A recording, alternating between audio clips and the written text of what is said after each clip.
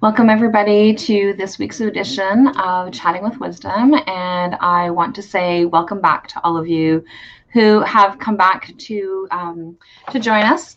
I know that this is a different time, and also that there hasn't been any sessions going on for the last few weeks. Things have been a little bit crazy for those of you who know. I have moved, so things have been a little bit hectic and crazy. So I want to thank Jillian, for showing up today and being here as part of our guest this week. And so Jillian Rifkind is an acupuncturist and a body worker living in Olympic Peninsula in the Washington state. She specializes in helping sensitive people overcome past trauma so that they can reconnect with their joy. So welcome. How are you today, Jill? Jillian, I keep saying Jill. Yeah, I know it's confusing because on Facebook I'm Jill. But business I've been going by Jillian. But it's going really well. It's a beautiful day outside, and I'm just enjoying this sunny weather. It is beautiful, and it is here as well, here up in the north. And so I am enjoying the sun coming in as well. So this is beautiful. Take what we can get. We definitely can. So do you guys have harsh weather typically? No, not really. But this time of year, it's usually a lot rainier. So I think the rain will come. But yeah, this time of year right now, it's been really beautiful out. Beautiful. So, yeah. So tell me a little bit more about yourself. So you talked about being an acupuncturist. So can you talk a little bit more about what is it that you do with your clients? Yeah, so I've been practicing acupuncture. I graduated from the Seattle Institute of Oriental Medicine in 2013. And what I guess sets me apart from other acupuncturists is in my training, we were more focused on the osteopathic listening and the functional aspects of the body, doing tests on the body and feeling where restrictions were. So osteopathy, it follows the function and structure of the body. So if the structure of the body isn't optimal, then the body won't function very well. And so this kind of focuses on looking at and feeling where things are restricted in the body first, and then working to free up those primary restrictions to allow things to flow better. And so with working with the organs, that has been something that I have stepped into over my career.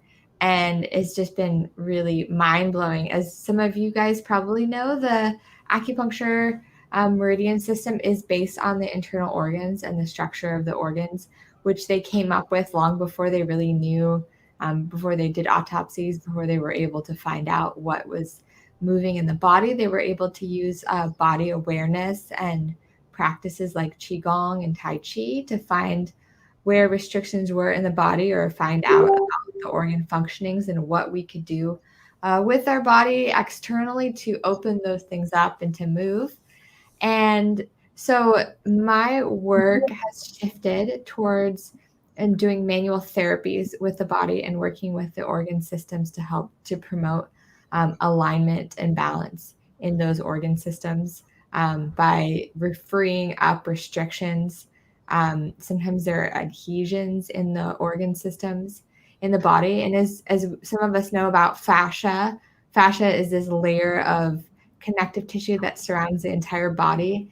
And it almost functions like it's a continuous layer. Our body, everything is connected by fascia all the way down in the depths of the organs.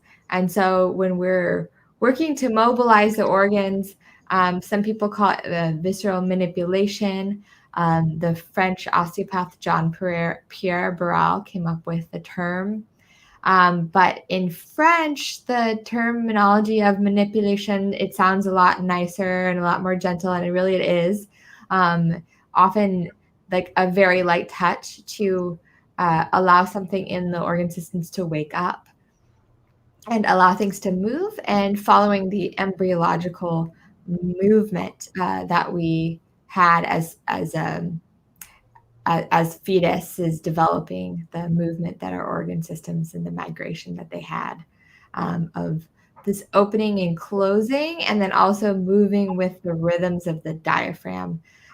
So the kidneys they actually move about a half a mile a day because of the movement of the diaphragm. And so when there is a restriction with the kidneys, there's that much less movement going on throughout the body, which definitely affects how we filter toxins and how we function throughout our day.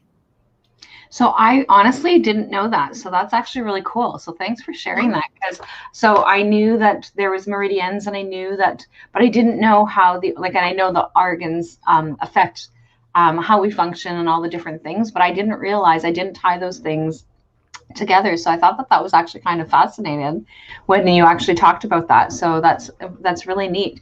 So now you're talking about, so one of the examples that you used was the kidneys. So how would you know if the kidneys are not moving at the rate that they're supposed to be? Like, how would that show up? Yeah, so it shows up through listening. And so essentially, just using my body, I use just really like gentle pressure on the top of the head and on different parts of the body and the abdomen to feel where things are pulled. And we did a study group. I have a couple of friends that live in the area that I've been finding now that do similar work as I am. And so we actually were able to kind of confirm that we were listening to the same thing. We both checked, we, practiced as patient and practitioner. We both checked the primary listenings that we had. And then we kind of did a compound collected treatment between the two of us that were working on the one person. But yeah, so using our body, we can feel where the restrictions are. And then once the treatment that is needed has occurred, then we'll feel a shift in the listening to another location in the body, possibly. So is it like, because you just talked about it being manipulation that you use, so like, is it like a type of massage? And I know that massage is probably not the right word, because massage is like relaxing, that kind of thing. But like, I know that when I've had fascia work done, is that they push on a certain part. Like, so I'm just using my arm as an example. Yeah. And you kind of push on it, and then you just kind of hold that pressure there until it releases. Is that the same kind of thing? It's very similar to fascia work. So oftentimes we'll use a little bit of gentle shearing. Oftentimes we'll use the term is induction, motility induction, which is like, I have a client that she also does this kind of work on animals. She's a vet, and she said that, people were asking her about, helping to do this work on their pets. And she said, it's kind of like watching paint dry. It's just you're not really doing a lot, but you're holding and listening and holding space for what needs to happen in the body, which when the body is listened to, when the body feels heard and acknowledged, that's when we are able to move forward into the healing. I find when a treatment or like a massage that's a, deep pressure is too forceful, then our body feels like something is being done to it and it just gets, irritated. But yes, this is very much like fascia work that I do and that we do, is that it is working with the fascia, because the organ systems are all fascia. And it's oftentimes just giving it a little suggestion, a little something to promote the body to want to shift. Okay, so Lori said, so interesting. She had the same question about the kidneys. So but yeah, because like I said, this is something, because I don't do fascial work, but I've had fascial work done. I've had like those gentle kind of massages, as well as those harsh massages, like all that kind of thing of being able to release the different things that have actually happened. And so, so tell me a little bit more about how does for those who don't, because I do know and understand a little bit about how the organs kind of play a role in how we function. So can you share a little bit more about how that kind of helps with, because the topic for today is finding vitality within our organs. So how do the two things correlate? Well, vitality in Chinese medicine is often associated with the kidneys, associated with our longevity and being able to continue to thrive into our older ages. And so that kind of supporting our lower back, creating some cushioning, creating some structure. And then there's also an energetic and emotional component to the kidneys. If you think about Western medicine or Western functional medicine, we think about the adrenal glands and how the adrenals provide us with this surge of energy when we need it, when we need to get out of fearful situations. Unfortunately, a lot of us are in a state of adrenal fatigue because our tendency to push and move at a very fast pace. And so after some time, often our cortisol will get depleted and we don't have enough cortisol for our regular regulating functions. And so people will find as they grow older, they have a little bit more trouble with things like histamine sensitivities, allergies, getting more allergies as we age, more toxicity in our system, less ability to just spring up and handle stressful situations, and be able to, not that we should burn the candle at both ends, but we should be able to once in a while have, an episode where we need to push it a little bit, and that can actually be beneficial for us. I recently learned that staying up late, as long as you don't like having a rough night of sleep or staying up really late, if it's not something that you do all the time, it can be beneficial once in a while because it can help your body to produce growth hormone. And so we are resilient in that we're adapting to our situations. Did I answer the question? Was there somewhere that you wanted to go with that more? No, actually, that definitely helped. And one of the things that you said that was like really interesting, and I wanted to write it down because I didn't want to forget, is that you're talking about more allergies as we age. And so this past year has been the worst for my allergies.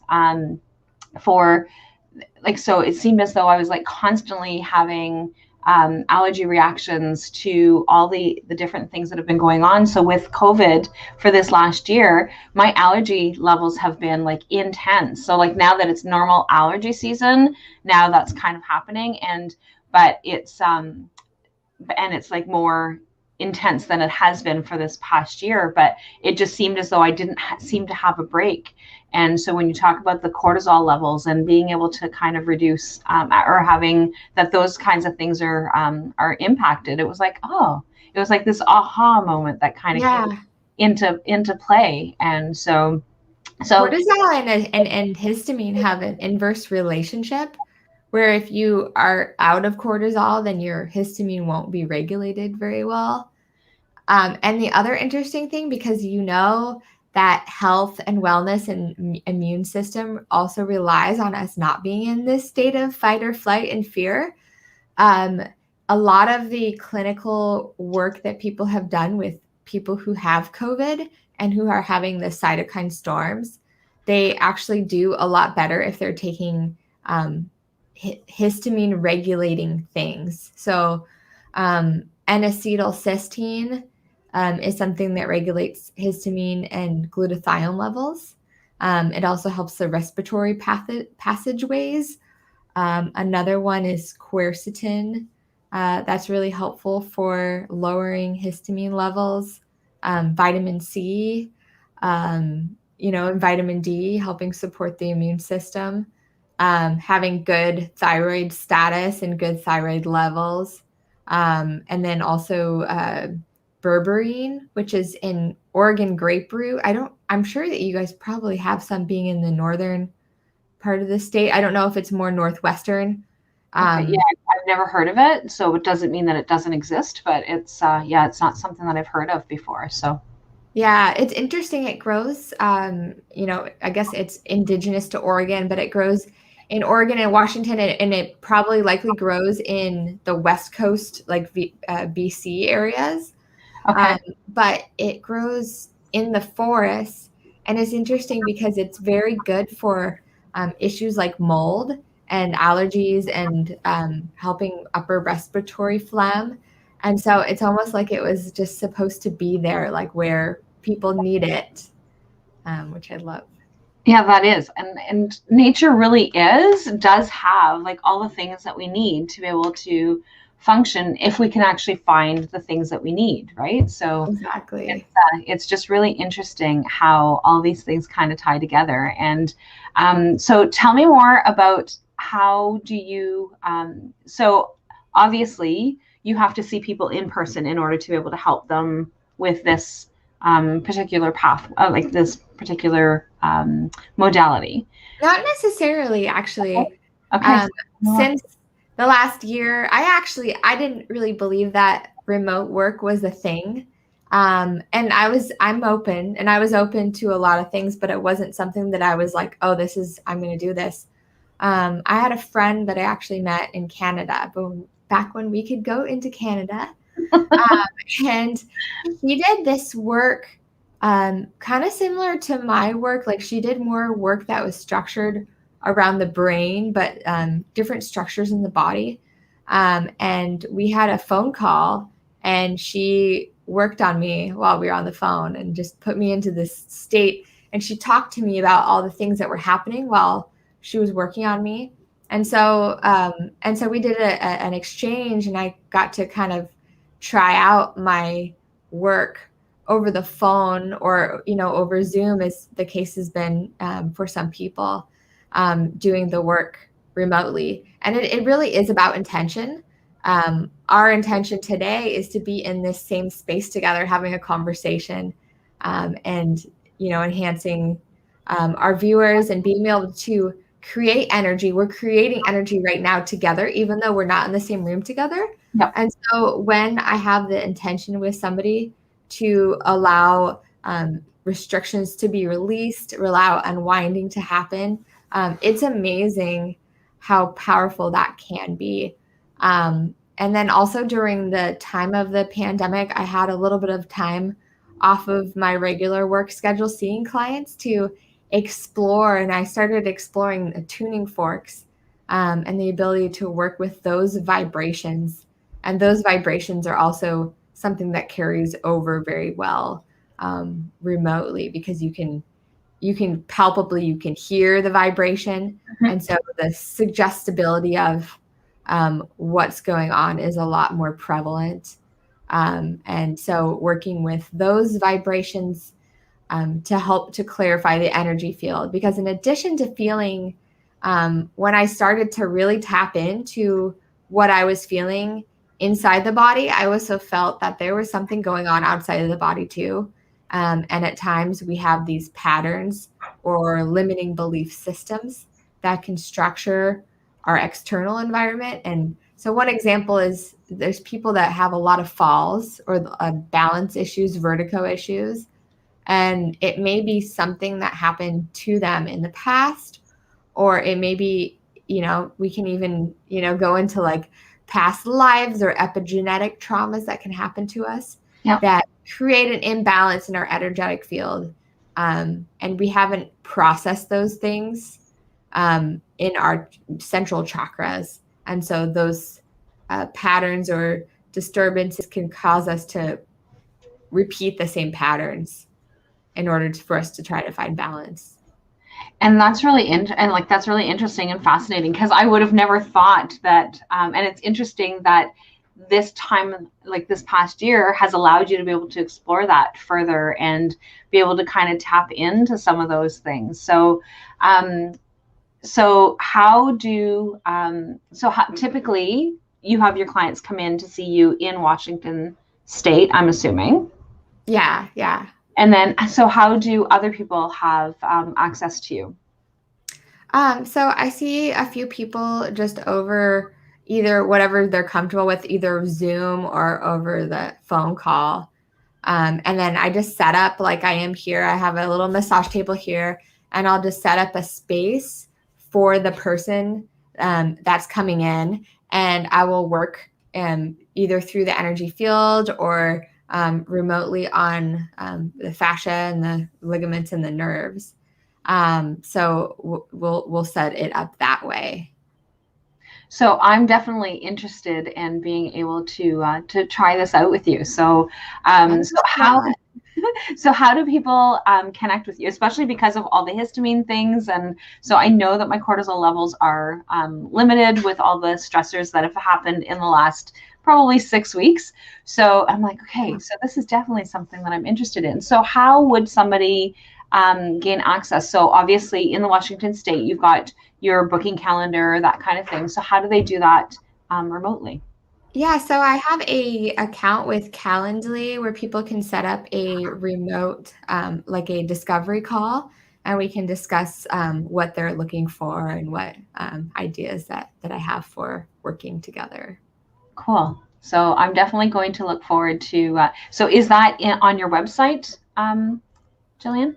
Yeah, and I don't know if you have a show notes that you can provide access to, but I can definitely send that Okay. and Yeah. put it in the show notes. And then if people sign up through, I have a quiz on what your organ personality type is for Chinese medicine. And then if you sign up through that link, you'll get some emails regarding like what you can do to take care of the specific organ systems. And then I have a link through that to sign up to get access to the free call. So that was the link that you had provided during when you had applied, I think, right? So it says quiz, try, interact. Yeah. Okay. So then I am sharing that right now so Cool. that people can actually have access to that right now as well. So this is the one that Jillian's talking about for that quiz. And so, and inside the description, wherever it is that people are viewing this, whether it's through YouTube or on Facebook, is Jillian's website is also there as well. So when they're on your website, where would they find the link specifically? Is there like a special place to find it? I put are you talking about the quiz? No, the quiz, I've just given them the link, but I mean for on your website for them to be able to, if they were looking to book a call with you. I can just post that on my website when we get off the call here. Okay. I can put it on the blog. I can post it on my Facebook page as well. So. Okay, perfect. Yeah, so that's really neat. So can you tell me a little bit more about because you were talking about finding vitality within your organs. So kind of more specific as to like what is it that people would be looking at or looking for with regards to our organs? Well, I found like an interesting exploration of my organ systems when I was starting to kind of move through this weird process of like people aren't allowed to see each other, people aren't allowed to work remotely. And so I had this, or to work in person. And so I had this kind of revelation about how I could reach and connect. And I've been so much about touch and how I can touch people without physically touching them and being in a way that was difficult at the time for people being really nervous about spreading illness. And so I have this practice. It's an ancient Chinese medicine practice called smiling and thanking your organs. And so before I would get out of bed in the morning, I would thank my different organs for providing the strength and the vitality and the nourishment that they provided. So starting with the heart, working with the energy of like providing joy and allowing us to move and be vital. And moving on to the spleen, allowing us to have a nourished digestive system and to accept nourishment from other parts of our lives. The kidneys, allowing us to have the vitality, the longevity, and the strength, and allowing us to release these fearful patterns that we're holding, to have just this ease of movement. And thanking our liver, allowing us to have patience and flexibility, and allowing us to release any feelings of anger or frustration that can kind of jam things up. And then also thanking our lung system, allowing us to detoxify the air we breathe, allowing us to have this idea of meditative movement with our lungs, allowing us to anchor and allowing us to release fear, sadness and grief as well. And so I would tap into the different organs, and then I would find a little bit of information about myself by doing that. I would find information about what the different organs might be holding on to. Maybe there was something in my heart that day that was, holding on to an old memory or an old event. And so I feel that, finding that vitality is a lot about us tapping into ourselves and being able to ask what we need that particular day, that particular moment. So, and I love how you talked about how the different organs are holding on to different emotions. And so, because I've worked in mental health and addictions for a long time, is that I always knew that anger is always held in our liver. And so, but you talked about how some of the emotions may be in some of the other organs as well. So, are there any other specific emotions that are connected to specific organs, like there is with the anger and the liver? Yeah, and then the gallbladder can also be connected with that. That's the internal connection of the liver. The gallbladder it can be like bile or rage, and it can also just be about some more frustration or annoyance. So it can be on the lighter side. The stomach and the spleen, they hold the feelings of worry. But also they're in the duodenum, in the beginning of the small intestine, there can be some more deeper upset feelings that occur, whereas the stomach can be a little bit more superficial. Also, the stomach can have a lot to do with how others perceive us in the world and how we work with other people. And so the social anxiety, or even if you don't have social anxiety, the pressure of working with other people can often manifest itself in the stomach. The heart can be, joy and also grief can be held in the heart. The kidneys, fear, a lot of fear, and this sense of willpower, the sense of being able to hold on and to survive through a cold winter. And then the lungs hold grief as well. That is just so cool. And obviously I knew that was probably because Chinese medicine does have a lot of those, like how your body is completely connected. And that's one of the things that you said at the beginning, is that for centuries and centuries, Chinese medicine has already been aware of all these different things that we are now just discovering and that we are now just learning and using, as opposed to where they've been using that for forever, right? Absolutely. And there's so much to be said about preventing illness and keeping us vital with becoming more in touch with our emotions. And you see this a lot with cancers, especially breast cancer. Women are not often encouraged to express their anger and express their frustrations. And so these things can kind of build up, where women are very much about the heart, and we're also in the role often of a caretaker. And so we often don't take that time for ourselves and that energy to nurture ourselves. So those built up anger and built up frustration can manifest in a disease processes down the road as well. Yeah, and it really is. And I follow a lot of things that with Louise Hay, and that's one of the things that she often had talked about for before all of these other things come in. Like, I know that there's a lot of different new authors and a lot of different people that are actually talking about these things that she's been talking about forever, right? So yeah. And it's just really interesting. And one of the things that, so this morning I actually had set my intention of getting my routines and stuff back on track, because things have just been a little bit chaotic. And one of the things that I had talked about was being able to get some of those routines and things back on track of things that I do to be able to keep myself well. And one of the things that I was thinking about this morning is, oh, I should probably get Qigong started again. And lo and behold, that's one of the things that you actually talk about today, with being able to help regulate things with our organs. And so it's like, okay, so there's another one of those signals of things to be able to remind myself to be able to, that's one of the things that I need to be doing to get myself back on. You brought that up because I actually offer a class on Zoom on Tuesdays at it'd be 2 p.m. It's 11 Pacific Standard Time. Okay. So 2 Pacific, 2 Eastern Time.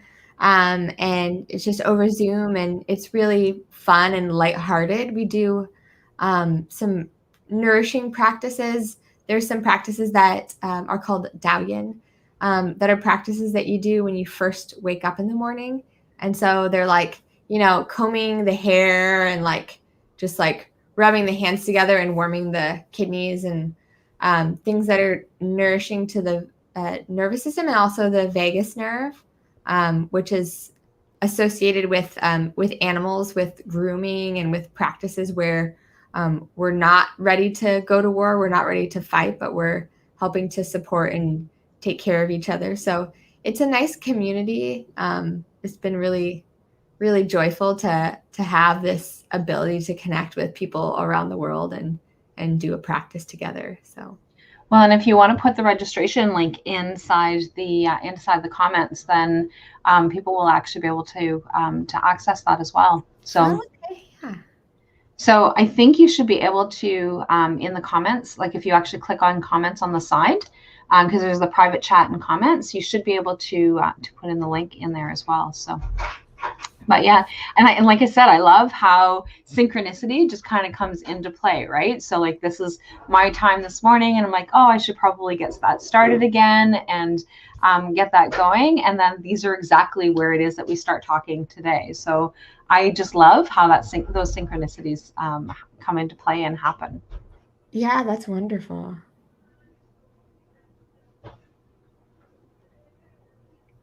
Are you trying to find the link? Yeah, I think I got it. Okay.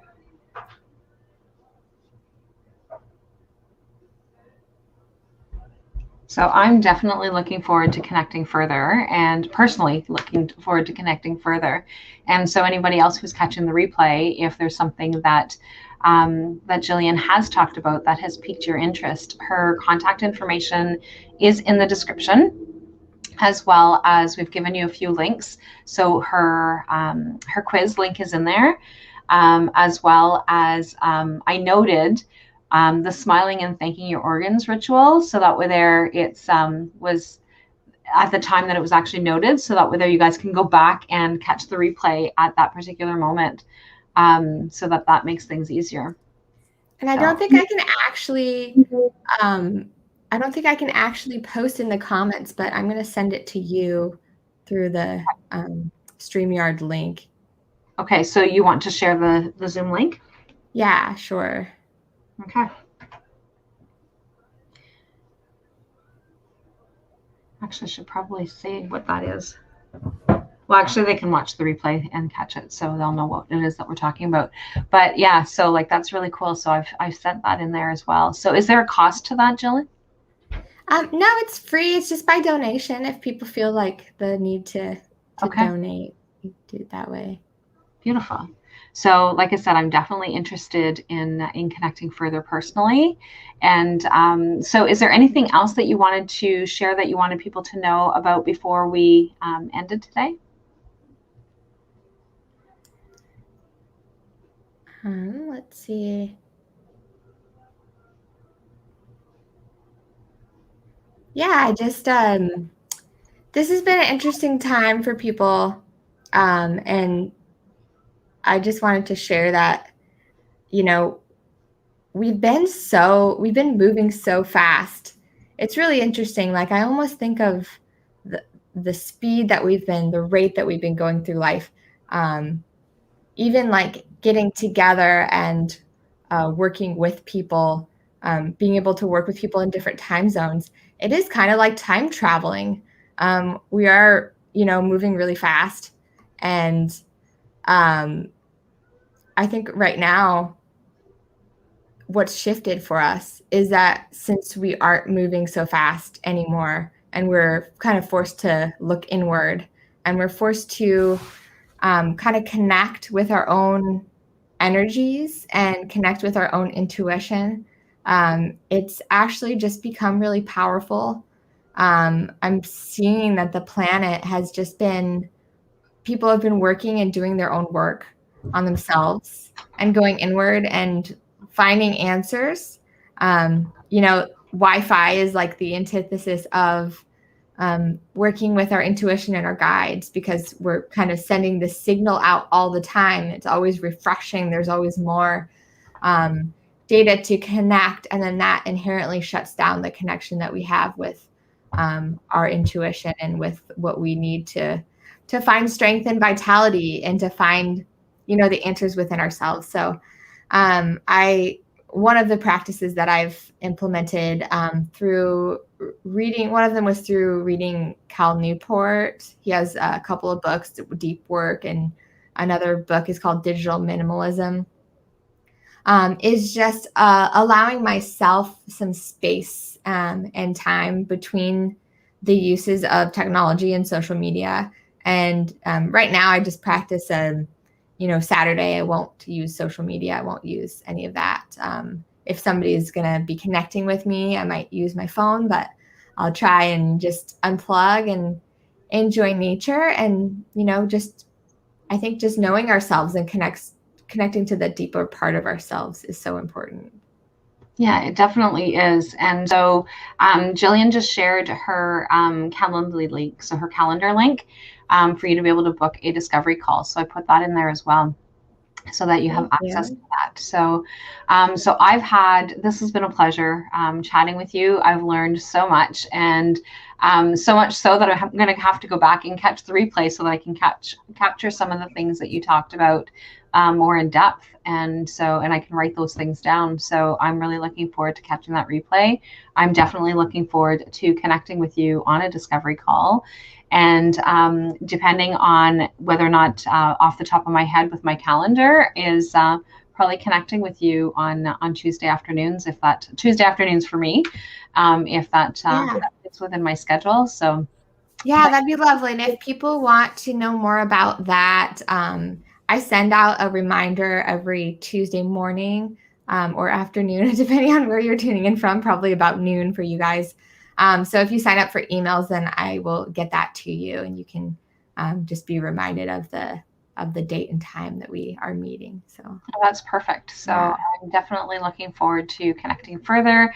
And for all of you who are catching the replay, definitely give us some feedback as to what you guys thought of the conversation, because I thought that this was pretty incredible. So thanks again, Jillian, and we will talk to everybody soon. We should be back on track for Wednesday at 10 a.m. next week. And I know that there's a couple of other times that some of the appointments that were scheduled, we're going to be making up those time frames. So just watch out for those as well. But definitely we should be on track for Wednesday next week at 10 a.m. Eastern time, and chat with all of you guys later. Bye for now.